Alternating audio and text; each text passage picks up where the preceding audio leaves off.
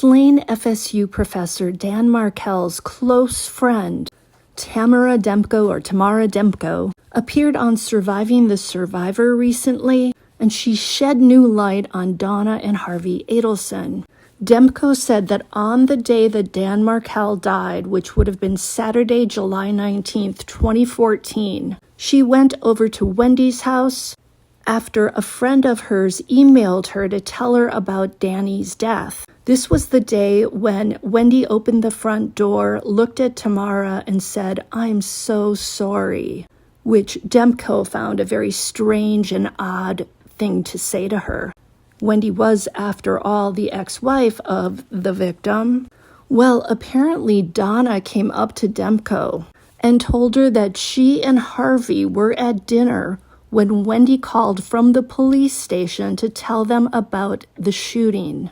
Donna told Demko that she and Harvey drove straight up to Tallahassee, and they expected to find Dan Markel alive when they got there. So clearly Donna left out the trip that she and Harvey made to Charlie's house with the money. And Demko said that she went to Wendy's house because there was a part of her that wanted to feel things out, to see how Wendy and her parents were behaving. She didn't really suspect them, but she just wanted to go there and get a feel for the vibe. Demko said that Donna also said, "I can't believe this happened." And when Harvey Adelson saw Tamara, he said, "Hi, TJ." TJ was her nickname. When Harvey said that, Demko got a strange, not-so-nice feeling at the same time. And that's when Harvey's eyes dropped and he couldn't look at her. Now that really scared Demko. It was one of those spidey moments where your intuition tells you that something doesn't feel right. She said she needed to get out of that house. And honestly, she was worried that if they could do something like that to Dan Markel, they could also come and do it to her. Right after being at the house, she said she went to see a priest and she spoke to the priest for 3 hours, trying to calm herself down. She also went out and bought a weapon. That's how intimidating the whole thing felt to her. Demko also ended up moving away from Tallahassee. Then, at Dan's memorial service, according to Demko, Harvey got uncomfortably close to her a couple of times. And again, it didn't feel good. It felt off.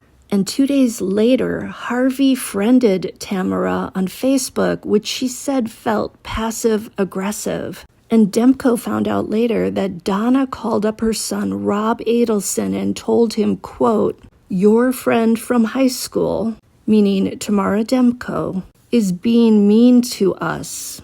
Rob apparently found this very odd because he didn't really know Tamara Demko in high school. And Tamara has said that she hadn't said anything mean or done anything to the Adelsons at that point. And it wasn't long after that that her laptop was being analyzed by the cops to find out if she was involved in the crime. So somebody in that family must have shared her name with the police.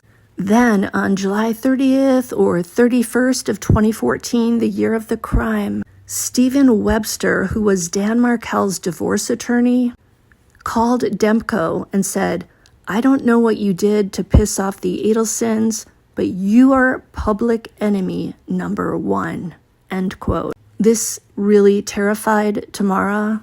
Again, she thought that if they had done something to Dan like that, then they could come and do it to her.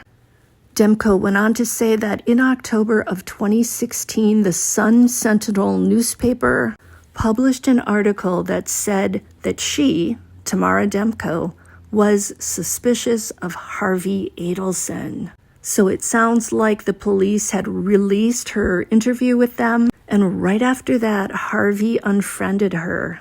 Demko also said that somebody who worked for Harvey in the dental institute said that he knew every detail of everything that went on in the dental practice.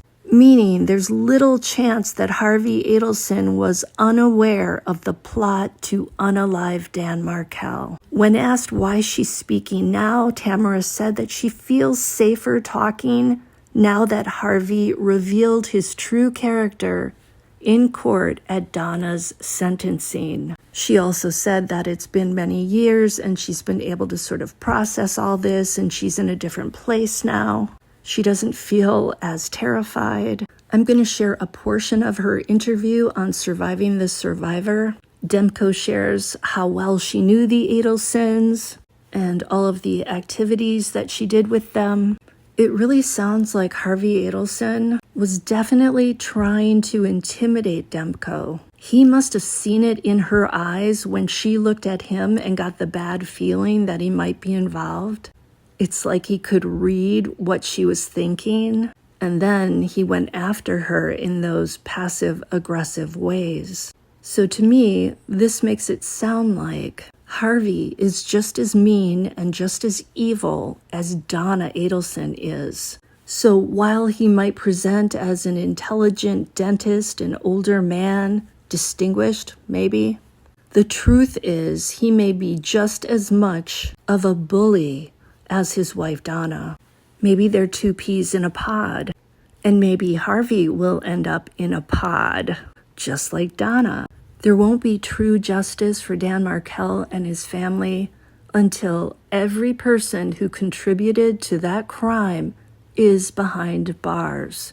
And I think we know that at least 1 to 2 people are still walking around free who deserve to be behind bars, in my opinion, allegedly. So listen now to what Tamara Demko said, and I'll see you next time on Bed Crime Stories. Love you guys. Hey, do me a favor, smash the like button and subscribe. Double agent, that's the kind of like sinister behavior going on here. But Tamara, I've got follow-up questions for you. Number one, it seems obviously like you knew the Adelsons pretty well. I mean, how many times had you met them before? I don't know what you're comfortable sharing or not, so feel free to tell me to buzz off. But like, had you met them a bunch of times previously? And Aaronberg, I know you always have to run out a little early. If you have to go, just let us know. But go ahead. He wants to hear this. Yeah, I know he does. What are you talking about? Go ahead. I wouldn't say I knew them really well. I had met them at least a handful of times. I had Donna's kugel recipe. After they split up, I had drinks over at Wendy's house with Wendy and Donna in bathrobes, and she was in her bathrobe. I had been over to the Adelsons' house in Coral Springs. Wendy had been over to my parents' house at the time. Really, met after Danny got involved with her. But after her oldest boy was born, I was over there, met them a bunch of times. I went to high holiday services with the family, sat next to Charlie. I went, when they split up, to a birthday dinner for Charlie in October of 2012. Went out dancing with Charlie and Wendy. Wendy and I had, been friends, I thought, for a while, and had spent time together when we could. Again, not super, super close. Even with Wendy, I was friends with her, but not super, super close. And the family, a handful of times, but I had seen them react to different things in different ways over time. So even in a grief-stricken state, when I saw them, there were things that didn't quite sit right. And even now, 11 years, still don't. Now, I don't have to tell you,